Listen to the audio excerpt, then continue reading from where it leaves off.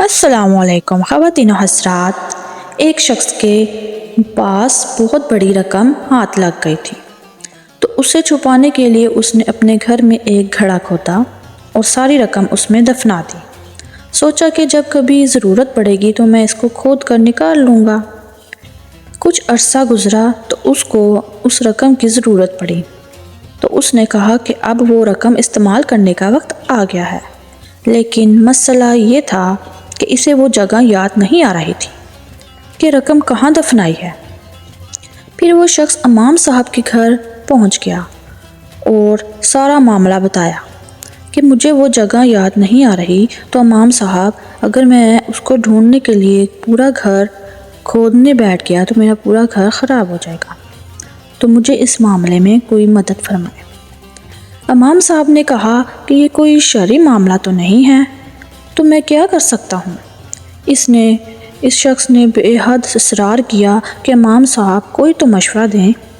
تو امام صاحب نے کہا کہ ایسا تم کرو کہ آج رات نفل ادا کرو اور اس وقت تک نفل پڑھنا جب تک وہ جگہ یاد نہ آ جائے، چاہے تمہیں یہ نفل ساری رات ہی کیوں نہ پڑھنا پڑے۔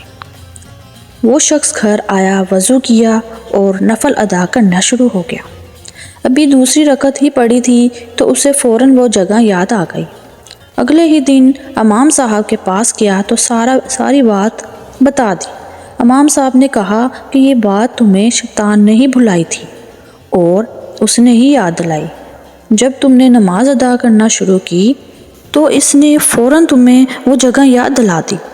تم شیطان کو ذلیل کرنے کے لیے ساری رات نفل پڑھتے رہتے، بے شک وہ شیطان ہمارا کھلا دشمن ہے۔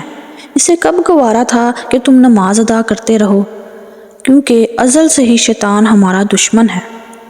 وہ ہمیں اللہ اور ہمارے نبی کریم صلی اللہ علیہ وسلم کی پیروی کرنے سے ہر ممکن کوشش کرتا ہے کہ ہمیں منع کرتا ہے، تو اس نے تمہیں وہ جگہ فوراً یاد دلا دی۔ تم شیطان کو ذلیل کرنے کے لیے ساری رات نفل پڑھتے رہتے، بے شک شیطان ہمارا کھلا دشمن ہے۔ اسے کب گوارا تھا کہ تم نماز ادا کرتے رہو، کیونکہ ازل سے ہی شیطان ہمارا کھلا دشمن ہے۔ وہ ہمیں اللہ اور رسول صلی اللہ علیہ وسلم کی پیروی کرنا سے منع کرتا رہتا ہے، ورگلاتا رہتا ہے۔ خواتین و حضرات، اگر آپ شیطان کو شکست دینا چاہتے ہو تو اللہ اور اس کے رسول صلی اللہ علیہ وسلم کی اطاعت کرتے رہو۔